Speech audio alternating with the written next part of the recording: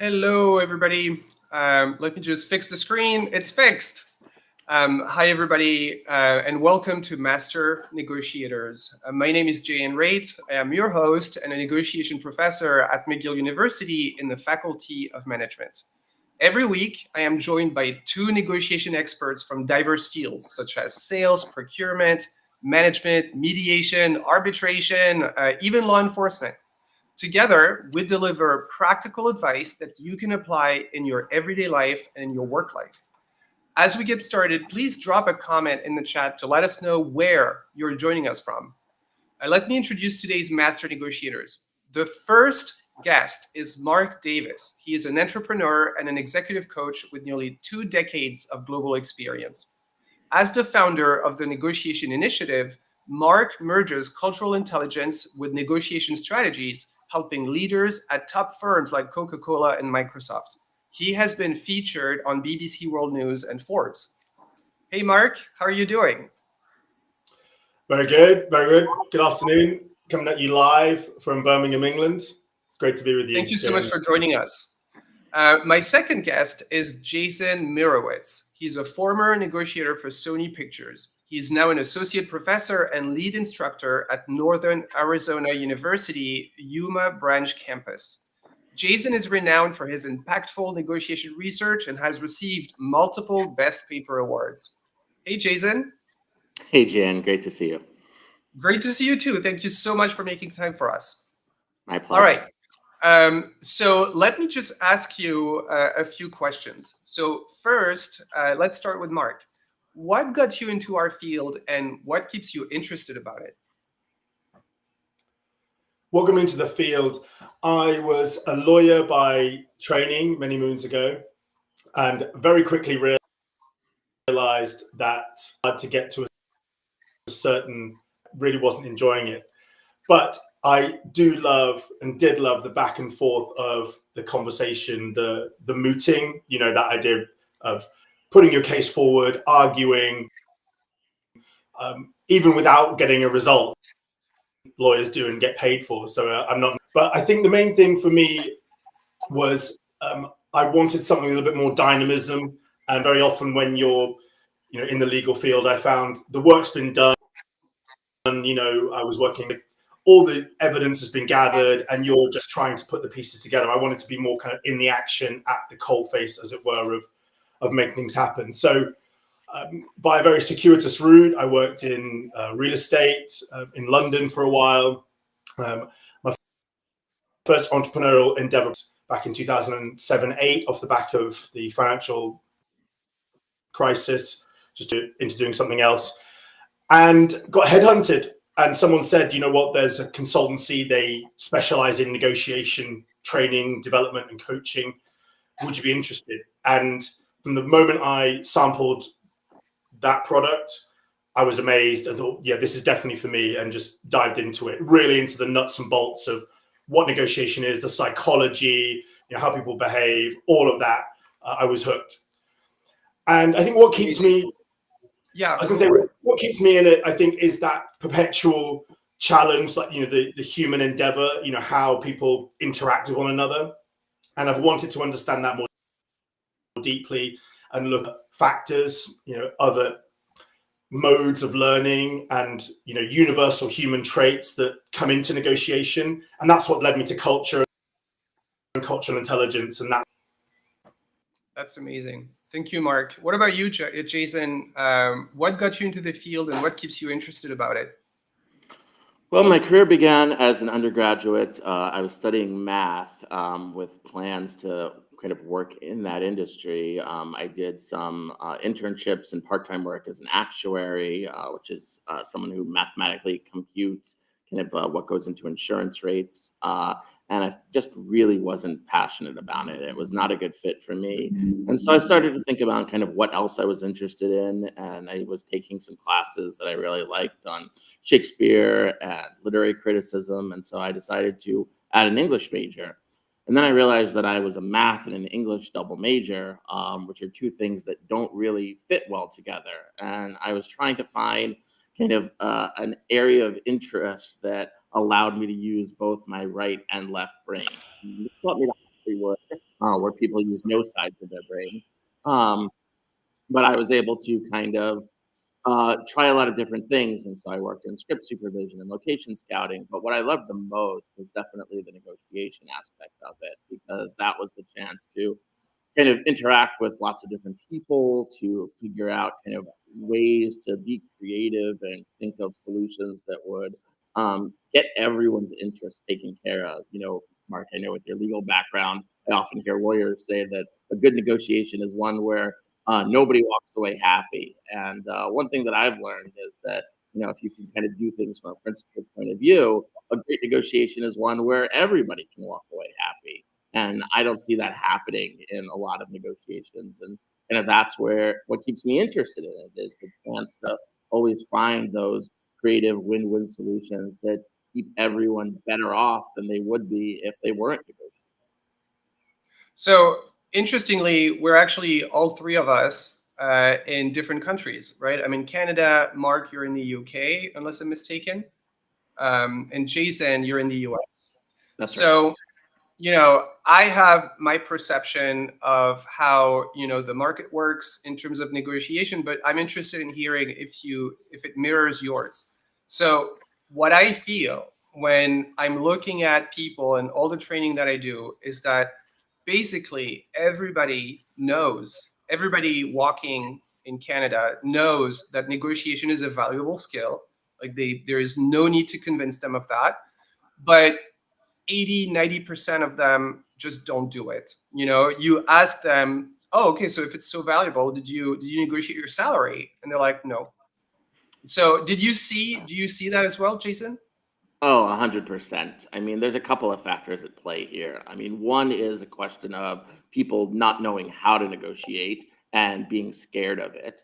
And the other thing is that I think people overestimate their negotiating skills. They see it on TV and they see it in movies, and it's just, oh, someone throws out a number, and so I throw out a different number, and we meet somewhere in the middle. Or I'm very aggressive, and so as long as I Right. stick to my guns, then I'm doing a good job negotiating. Neither of those are accurate reflections of what good negotiation looks like. And so there's a lot of literature out there, both academic and lay, that's worth getting your hands on, and some of it will really kind of shift your mindset. One of the people that I work closely with, Kel Jensen, he talks a lot about Yeah. kind of unconscious incompetence, where He's on the you show. He's actually in the audience in oh, SoCal. wonderful. Yeah. That's great. So I'm a partnership partner with Kel's organization. We actually have a training coming up later next month. I'll mention that just in case anybody's interested in learning more about that. But what I really want to emphasize here is that when people think about negotiation, they see it as this soft skill. And even if they understand that it's important, they think it's something that they're really good at or that everyone's really good at. And it's not something that they need to invest time to learn how to do properly or to actually do properly. Another friend of mine who, with any luck, is in the audience, Luis Soto, talks about how most people, when they're prepping for negotiation, they do it in the lobby before they go up in the elevator to do the negotiation. They don't think it's something that they need to think about in great detail before they take the time to actually negotiate.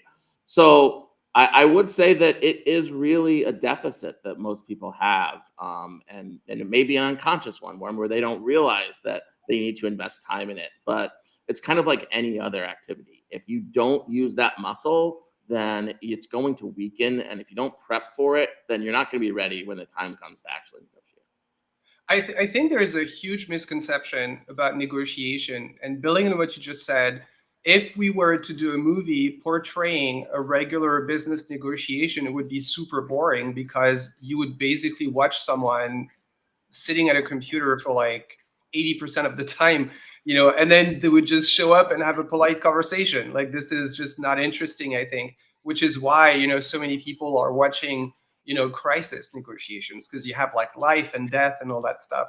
But I agree with you. I think there's like a huge problem with people who are just, for some reason don't understand that negotiation is an actual skill you have to build before you show up. I'll always say, if negotiation was like tennis, people would never, if you had to play a tennis pro, right, which is basically what an HR person is, a real estate agent is. If you knew that tomorrow you're playing against a tennis pro, you would go buy a racket and then you would just try to like learn as quickly as possible. But for some reason, people just don't believe that for a negotiation, which I think is crazy. And so before I ask you a question, Mark, I just want to say I have my dog on my laps. If you see me fumbling with my laps, this is what's going on. Don't get crazy ideas. Okay, so I see we have a few comments. We have 55% of professional contract negotiators never received any formal training, which is really sad when you think about it. And I think it's business school's fault. Like, we haven't managed to explain to people that negotiation is something everybody does every day. Like, this is, I think Kelt has another statistic about how many negotiations we do a year, which, if I remember well, is like in the thousands. And then we have Daryl, agree, win-win is quite difficult without pre-work in many significant negotiations. Absolutely. And not preparing is typically how you make crazy concessions, like, because you just don't know what to say. So Mark, just before that, Jason, so you have a training coming up, right? Can you tell us about it? Sure. It's going to be in Scottsdale, Arizona, June 26th and 27th. It's a great opportunity because normally we only do these closed sessions inside of organizations, and they're really there for people within that organization to learn how to negotiate or to improve their negotiation skills. But here's one of the first times in, I think, over 5 years that in North America, we're offering this session as an opportunity for people of all different companies to come together. And we can make some suggestions as far as, where to stay. But let me tell you, Scottsdale in June, it's absolutely beautiful. It isn't getting a little bit too hot quite yet, but you're still at a point where you can appreciate the weather, all the things that there are to do. And on top of that, Keld and I have put together a rigorous program. You're welcome to check it out at my website, myrowitz.com, or you can just email me, jason@myrowitz.com, if you have any questions. But we're looking to kind of see a cross-section of people attend because we need negotiation for, as you said, contract professionals, and for people who are working in procurement, people who are working in sales, or just people who are tuning in today who want to learn a little bit more about how to negotiate their salary more effectively. And I think you'll see a huge return on investment just by negotiating your salary, if nothing else. So I strongly encourage anyone who has any interest in learning to hone their skills to take a look at my website and see if that might be a good fit for your schedule. Do people get a certificate by the end? That is something that we can definitely look into. We can, we haven't, as I said, this is the first time in 5 years that it's even been offered in the US or Canada for that matter. Right. And so we haven't worked out those details, but I think that's totally reasonable to see a certificate of completion at the end. Great. Thank you. And so, Mark, I have a question for you, which is what have you seen as the common mistakes people make in their salary negotiations? I think it's connected to what Jason was saying. I think there's an assumption made that, you've got this far, you've got to that. And for me, it's more of a, obviously like my angle on this is often cultural. The cultural norm is that it's not the done thing to then start to with the HR, with your would-be manager. And I think that's often the stage at which people then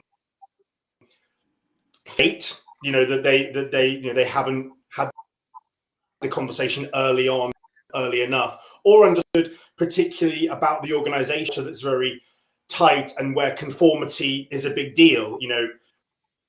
What we're really touching more often, people don't get anecdotal feedback, work in the role that were in my role a year or 2 years ago, not necessarily talk about salary, but to talk about the organization. If it's very tight, is a big thing, then that might be a signal that negotiating over to that stage is riskier than if it's a looser culture and roles are expanding all the time and act more flat leadership kind of dialogue is actually encouraged as part of the culture of the organization. So it's people don't do research, and they perceive that they're in a position of weakness that's been made, and so they just accept, where actually it may be the point at which they have the biggest strength and greatest opportunity for conversation more deeply about the package as a whole, not necessarily just the number.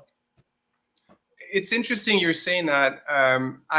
I really have noticed as well among my students, and it could be any age, right? It could be like executives or managers or just undergrads. But I've really noticed that a lot of times they feel that the negotiation, like the power balance in the negotiation, is really not in their favor. Like they really believe the organization has all the power. And when I push them back on it, I say, but why? Like you're actually negotiating. You're two equals. Like they want your time, you want some money and benefits. There is no power imbalance. Like they're interested in you, but for them it's like, no, but they're the boss. Like they're the company. They're the ones hiring me. Have you seen that as well, Mark? Yeah, I think that's right. And often emotion can come into it. If it's a role that you love and you really want, then naturally, there's people are more, risk averse, and they value what they've got more than the potential of what they might get in the future that might be more. So I think that's absolutely the case. If you are able to dissect the negotiation down into this notion of power, as you talk about, well, it's equal on both sides. Think about the hours of marketing, the investment in, finding the search, going through the competition to attract the right type of to retain it, as well as engage with people when they join the organization. All of that, and you should consider going into the fact that you're sitting there figuratively diving into a conversation. You've made it this far. So I do think that's right. As I say, the final thing is going back to that emotional bit. I think people, if you've got that fear of loss and you really want it, you might buy back a bit of comfort and say, I'm so just glad and grateful to be here. I'll accept what they've offered. Yeah, I mean, and another one that I hear a lot is students who say, look, I'm not going to negotiate this. What I'm going to do is accept whatever they offer me, and then I'll do such a great job that they will increase my salary on their own. I'm not even going to have to negotiate. I'm just going to be great, and they'll give me money. And every time I tell them, managers just give resources to people who ask for them. Like nobody gets resources for free because money is finite. It's not infinite. So do you see that as well, Mark? Yeah, I think yes, I do. I think one of the things that people don't feel they can do, as part of the negotiation, and even throughout the interview assessment process, and getting to that point of being offered a salary, is set out their own parameters. A question such as, what would it take for me to, to be in, what have we got to agree on mutually for me to be in a position where, the salary reflects, figure X, or the package reflects figure Y, the delta between where you are and where I'd like to be. Is there an opportunity at this stage to put that into the contract? And that makes the assumption that you're with an organization that are open to that, and are willing to engage in that. But for me, asking the question also reflects on the type of organization that, with, based on how they answer, so depending on that, you're getting a sense of them as well early on. If they're not willing to engage in it, it's not going to be right for you. Absolutely. All right, so I think it's time to switch to the scenario role play part of the show. So let me explain to you how it works. I'll present each of you with specific negotiation scenarios, and I want you to really immerse yourself into the role. If you're in the attendance, you're free to also share how you would approach it. It's very valuable to hear what you think.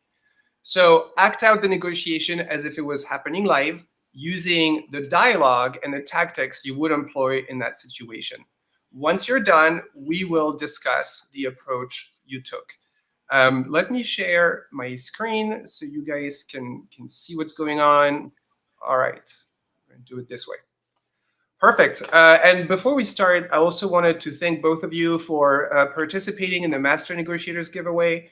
So you're both donating to the giveaway the one session of flash coaching. Thank you so much for doing that.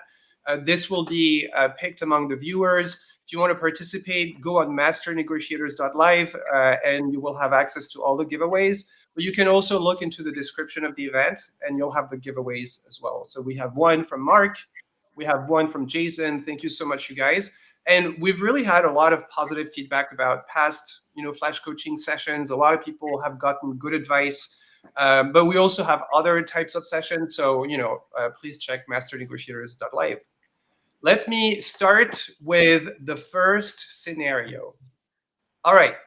So a software engineer receives a higher salary offer from another company. He considers using this offer as leverage to negotiate a better salary with her current employer. So Mark, how would you role play this?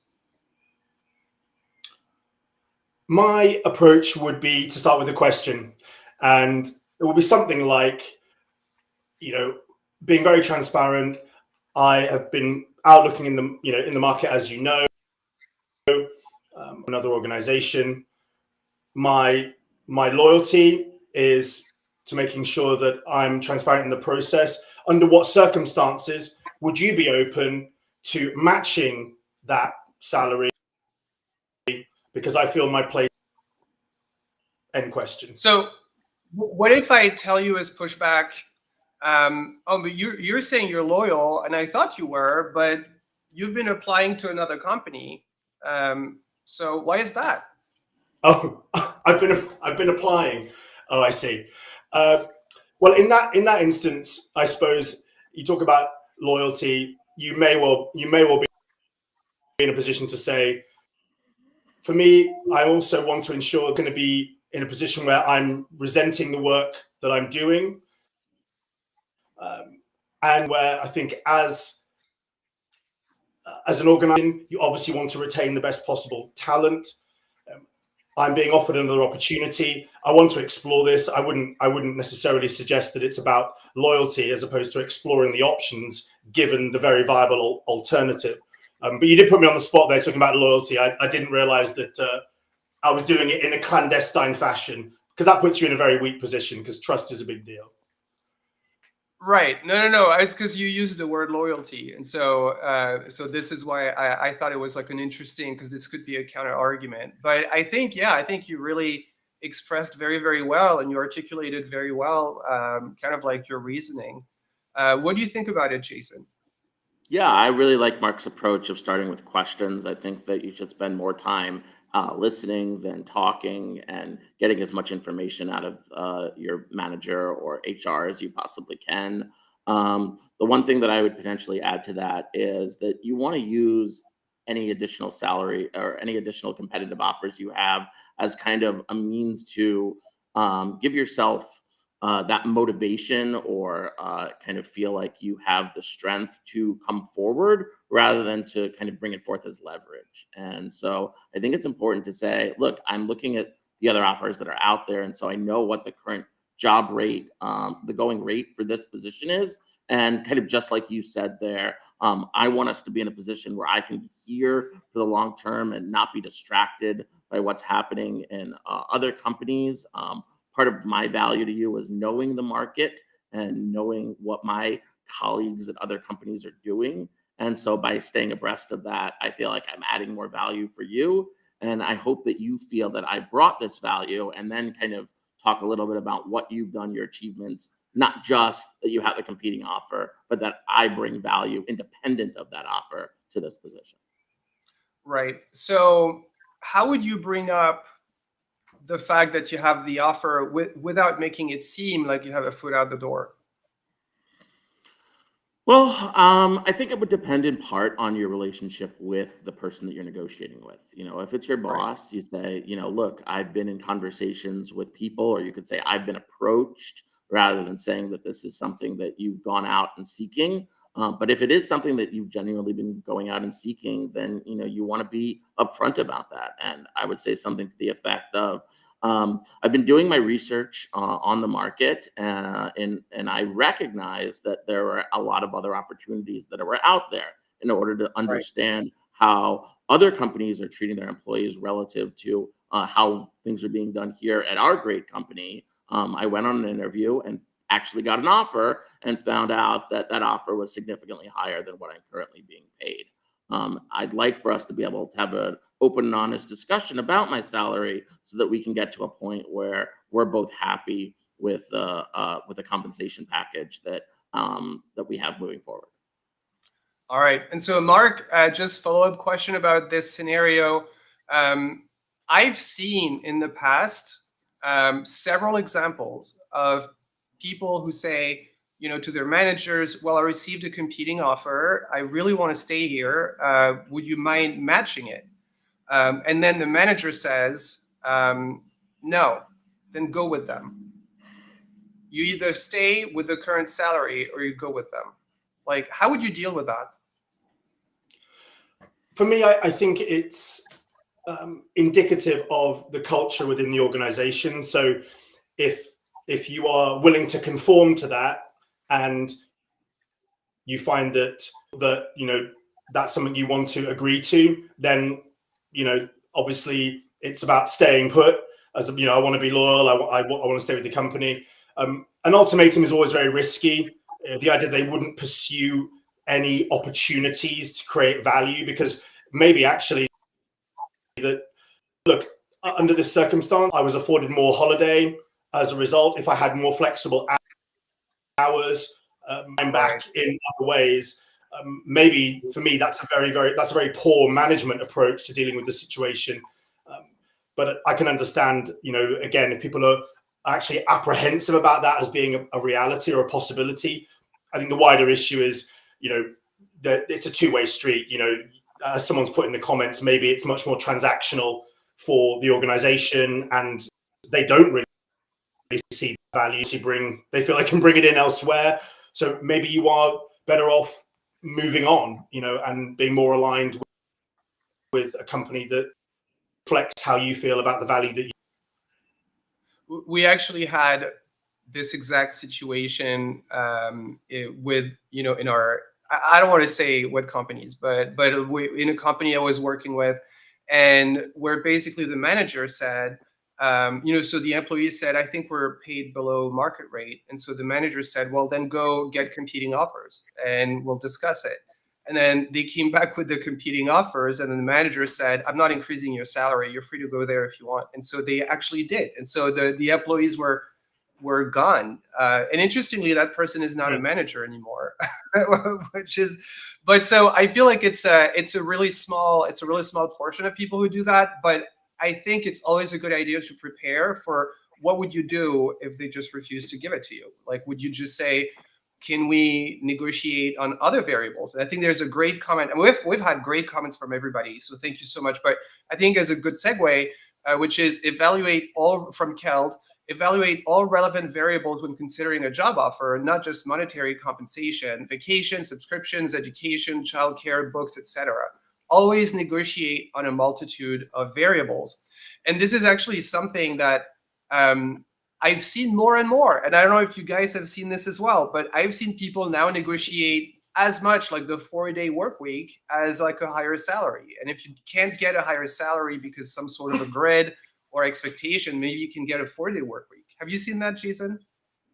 Yeah, absolutely. I think it's really important to always have as many variables as possible, but in particular, salary is just one of those things where you can look at a compensation package, and even as Mark was mentioning earlier, you can ask for more vacation days, you can ask for a better parking space. There's all kinds of things that can be added to the package that you're looking at if there's no room on flexibility. And that's where I like to fall back on questions again. If your manager says, no, you have to stick with your current compensation package, you say, well, why? What are the reasons that you're not able to have any movement here? And it could be, well, we don't value you. And then you actually probably do want to look at that other position. But it could be, we just don't have the money right now. Okay, well, what do you have right now? Well, we have a line available for a new executive assistant. We could bring you an executive assistant for you. Is that something that would be of value to you? well, yeah, that might be of more value to me than a 10K increase in my salary.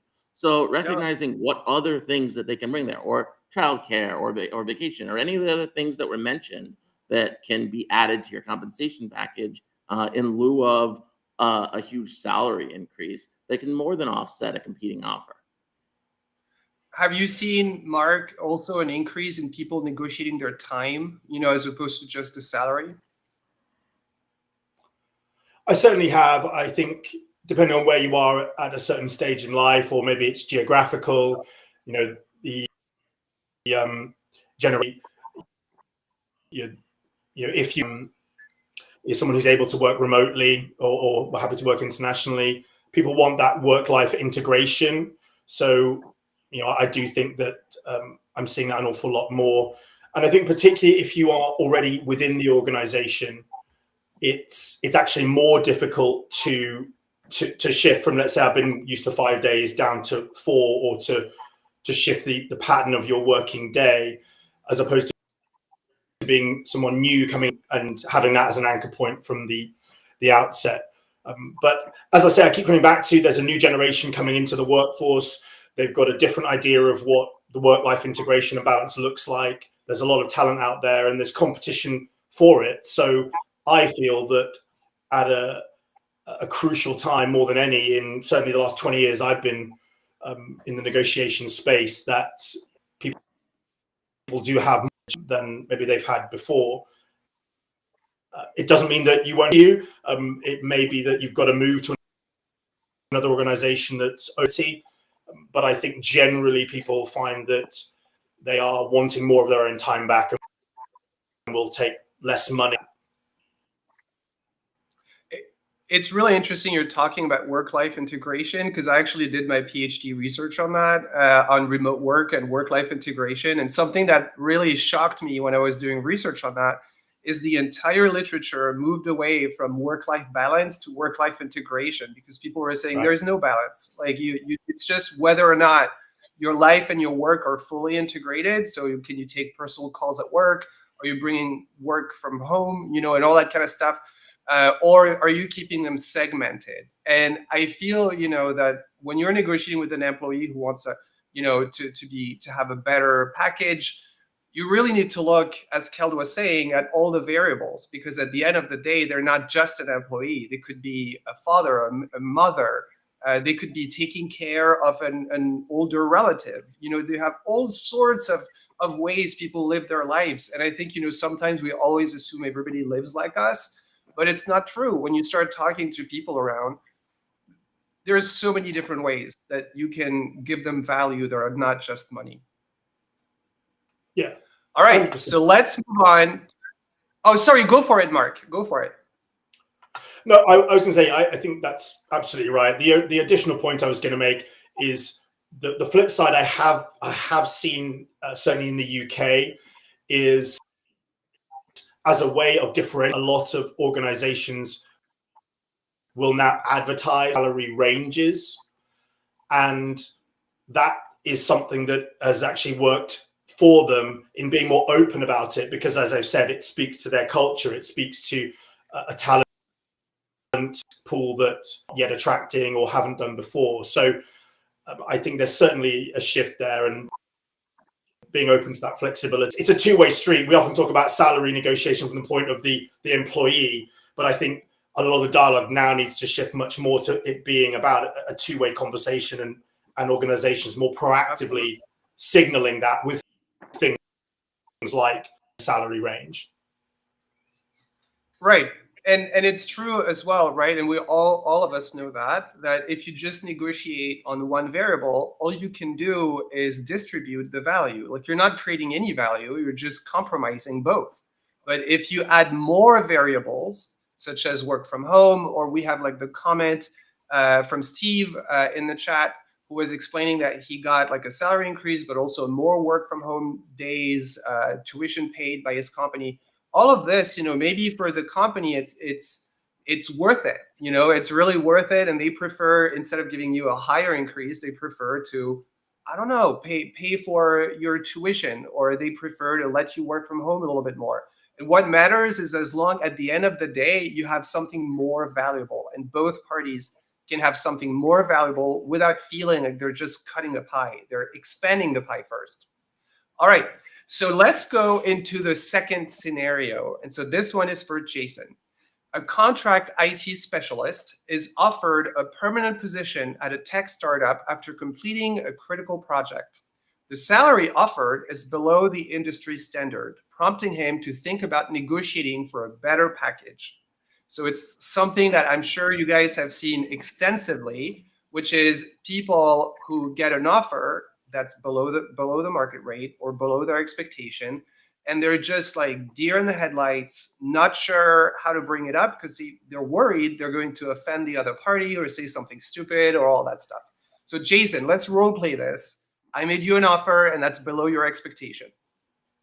First, let me thank you for that offer. I really appreciate it. I've enjoyed my time here at the company, and the idea of extending that time is really appealing to me. I have to tell you, I've done some research and been talking to some of my friends at other companies, and I must say that the offer that you made is considerably below the industry standard. May I ask how the salary was computed for this position?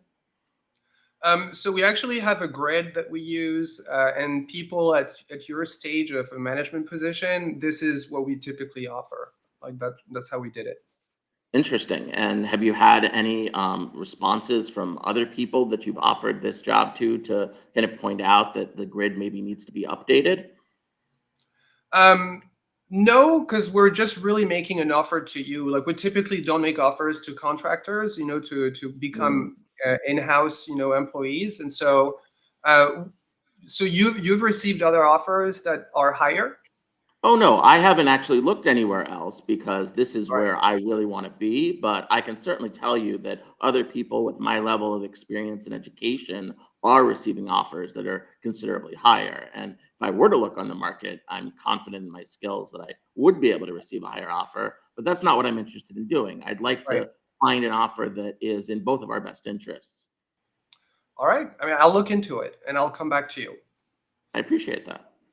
Okay, perfect. I mean, it sounds really reasonable. Like, I think people listening to us might be worried about, bringing it up. Like you laid out a way of bringing it up that sounds completely reasonable. I mean, if I got upset by this, I would be insane. Like, I think there is nothing to be upsetting about. So maybe as a follow-up question, Jason, how do you know, like, how would you know the market salary? Like, how would you figure this out? Great question. And that goes back to what I was saying earlier about what keeps me interested in this field is that you have to be a curious person. You have to be Right. someone who's interested to constantly be learning new things and researching what's happening out there in the world. That's what makes a great negotiator. If you feel like you already know everything, then you don't know anything. And so what you need to do is network, read, listen to podcasts, listen to your podcasts, pay attention to industry newsletters, and whatever it is that you need to do to know what's happening in your field. So if you're in the IT field and specifically in contract positions or know other people who are working as IT specialists, talk to them about their salary. That transparency is only helpful to you. Being able to share that information, knowing more about their packages, knowing more about what the industry norms are, that's great. There's also thousands of websites out there with great information that can tell Right. you kind of what the going rate is, not just for your specific job, but your specific job in a given zip code. So you can take into consideration cost of living or anything else that may be relevant.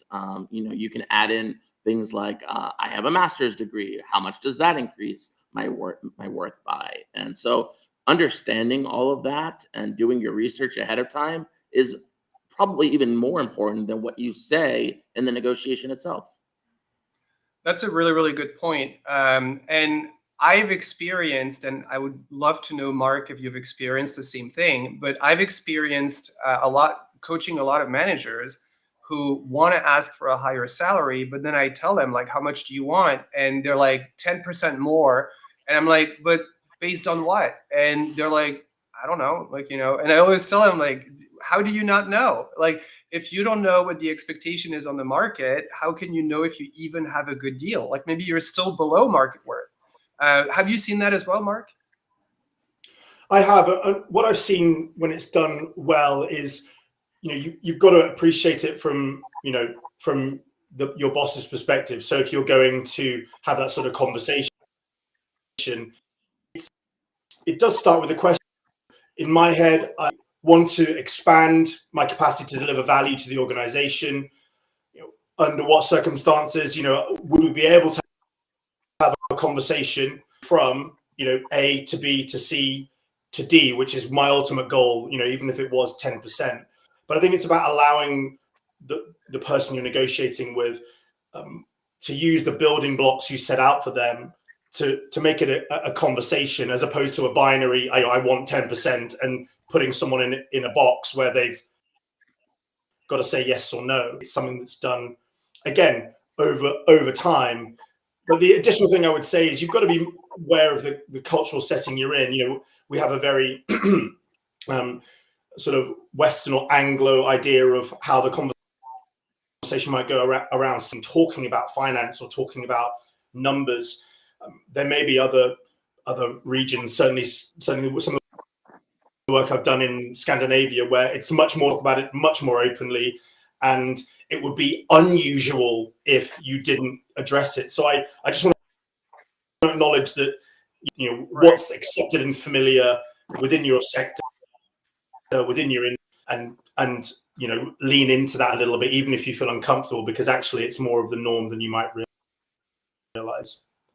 That's a really, really good point. And so, quick follow-up question, Jason. I've seen a bunch of people reach out to me, and they're always in the same situation, which is they didn't negotiate their salary, thinking everybody got the same. And then they start working, and like 1 year into it, they went to like a work event, somebody got drunk and then shared how much they get paid, and they realized they're actually the lowest paid in the team. And typically they get very emotional by that. Like I really see it, and I always tell them, like, you can't be that emotional about it. Like, it's going to make you make mistakes, but it's really hard. Like, this is where, the quiet quitting thing that's been going on the last few years, like that can be a cause of that. Like, that people just quiet quit because they feel underpaid.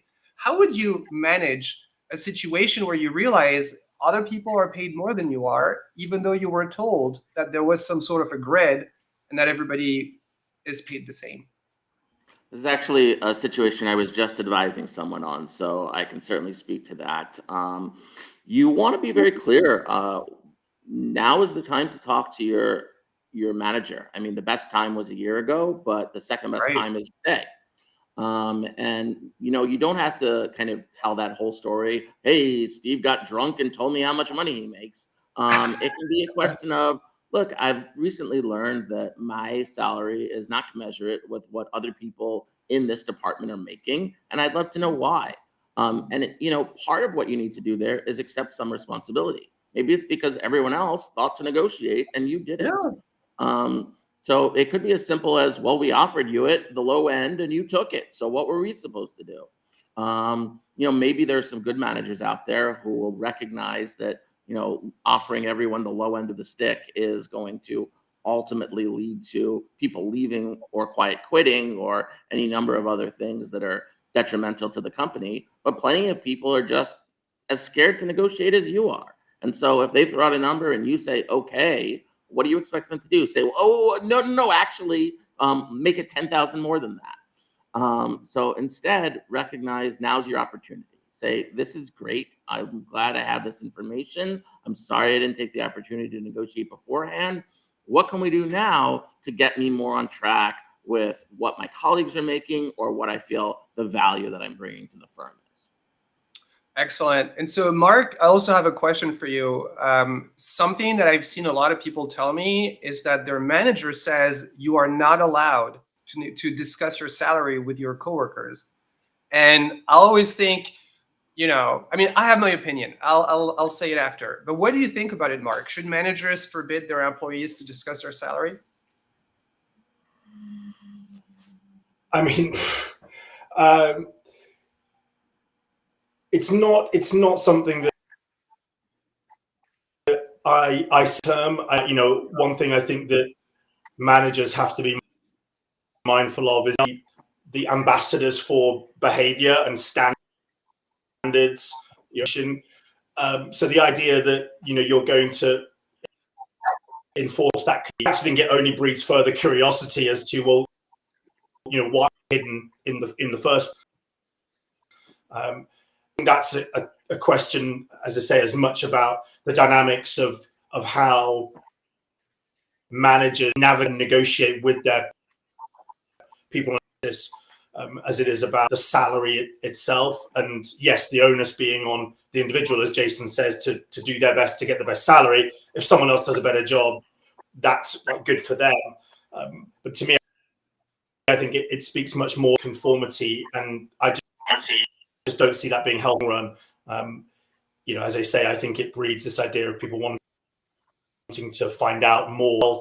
I think you've then got employees that come to a salary negotiation, possibly justifiably wanting to be much more aggressive in their approach because they feel it's not commensurate with the trust that they feel they've been given in actually doing their jobs. You trust me to do the job, but we can't have a conversation internally about being trusted as a team. There's a lot of layers to unpick out of that, but I very calmly and coolly look to another organization that has a better fit. Right. I mean, my opinion on the topic is if you're a manager and you think you can forbid employees to talk about their salaries, you're delusional. Like, they will talk about it. They'll just say, but shh, don't repeat it. Right. But it doesn't change anything because all the harm is done. My opinion is red flag if during an interview, like, they said that, or because to me, that would mean that it's a mess. Like, it means that there's probably huge discrepancies and they just want to make sure people don't discover it. So my opinion is, typically you would want to have real salary transparency with like a system. But if you don't make rules that you can't enforce. Like, I don't think it's enforceable to tell people not to share that kind of information with their coworkers. All right, so let's go on to the third scenario. We'll see if we have time to do the fourth. So the third scenario, this one is for Mark. After a leave, so it's a leave, a manager finds that her role has expanded due to a company restructuring. She considers negotiating for a salary that reflects her new level of responsibilities. So here it's about a leave, but it could really be about anybody who accepts more responsibility. And it doesn't come, maybe there is even a job title change, but there is no increased salary. So how do you bring that up? Because a lot of times managers are very good at just like exciting you about the thing and they just don't mention salary. So you have to find a way to bring it up. Go for it, Mark. I'd say thank you very much for the role and action of that role. Situation that I'm in, myself in and get back into things and get up to speed before taking on even more. Under the right kind of conditions, I'd be very happy to have a conversation about that. I'd like to retain things as they are for the next 3 months, maybe even 6 months, and then revisit that with you if you feel that's reasonable. Right. No, that's a good point. I didn't think of that, which is to say, like, before you accept, the promotion or the title change or the scope, like the change of scope in your tasks, then maybe you can say you want to be here for a little while, so you really understand what it involves, and then you can have like a comprehensive discussion about the whole thing. Is it what you're saying? Yes. What you're saying is things are. That really means because then you're putting the onus on them to say, well, we're now going to pay you less. And, right. I think that's, I wouldn't want to have that kind of conference. But that's the way I look at it. But the positive spin or the in is to say, I absolutely want that to ingratiate myself into the role. I'd like to look at how that's going to develop over the next, as I say, 3. and you retain the salary as it is, and you increase that responsibility over time. This binary situation, I think, there's that scope creep, everything's landed on your desk, and it's perfectly within the remit, and the salary negotiation isn't a thing because it's twice as much time that you need. So that's how I would view it, because I think, as I've said, that puts the onus back on the, to say to you less, and you're not saying that, you're saying you'd like the opportunity to understand the scope and range of it. Excellent. Thank you, Mark. What do you think about this question, Jason? I don't want to sound like a broken record, but I would go back to starting with questions and say, how did you decide to expand this role while I wasn't here? Did you consider that maybe the compensation needs to reflect the added responsibilities? And if not, why do you think that asking someone to take on additional job duties without fairly compensating them is appropriate? And as you learn more information, you can hopefully persuade them to at least consider looking into a fairer deal. Yeah, I mean, it does make sense, right? If you're taking on an additional burden, meaning you're going to be more stressed, more responsibilities, more hours, you need to be compensated for it. But I see so many people who just accept all of increased responsibility because they want to help out. They don't know how to bring up the salary. Well, you need to bring it up. And I think you guys really provided great examples of that. So let's go and do the last one. The last one is for you, Jason. An employee is promoted and required to relocate to a more expensive city. She contemplates negotiating for a salary increase and additional benefits to offset the higher cost of living. So here again, it's very, very common. They tell you, okay, you need to move to New York, and you're thinking, well, New York City it's a place where it's very expensive to live. So you can't just keep your package like you're in Iowa or something. You have to have an increase in package. But a lot of times, companies don't bring it up, so you don't know how you should bring it up. So how would you do that, Jason? Exactly that way. I would say, I'm thrilled about this opportunity. What policies or packages are in place to help offset the cost of living and moving to the very expensive New York City?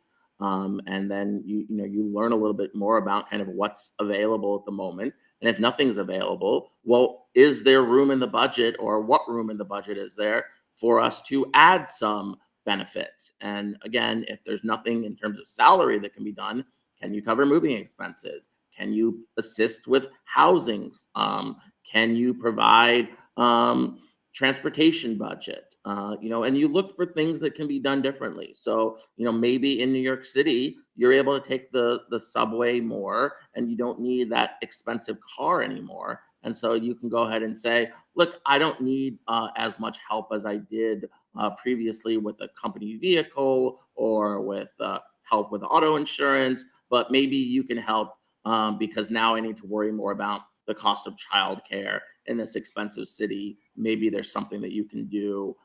You can either take care of paying for that, or you have someone in your network who can give me a reduced rate on that.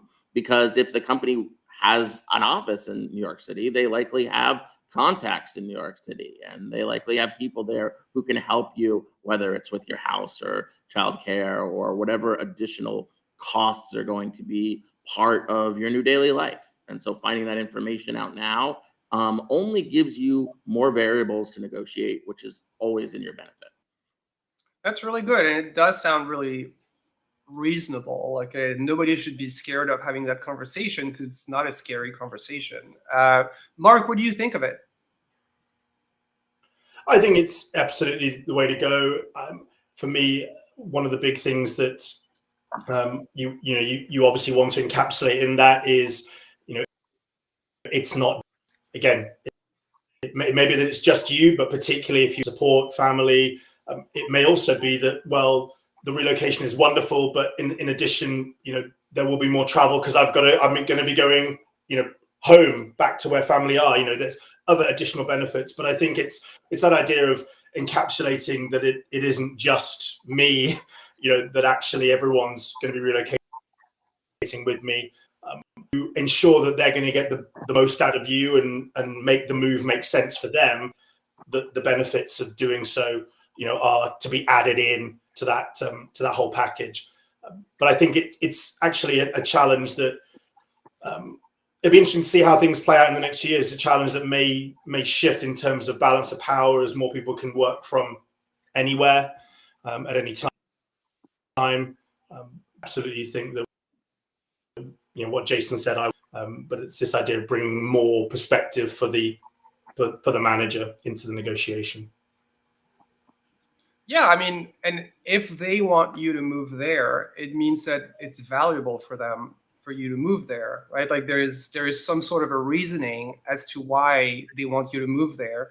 Probably, I don't know if you're in sales, like maybe it's because they want you to develop a new market. Like, and if that's the case, then you should be compensated for it. Like it needs to be win-win. It can't just be win-lose. Like now I have to pay more, like a greater expenses, and I'm bringing value to the company.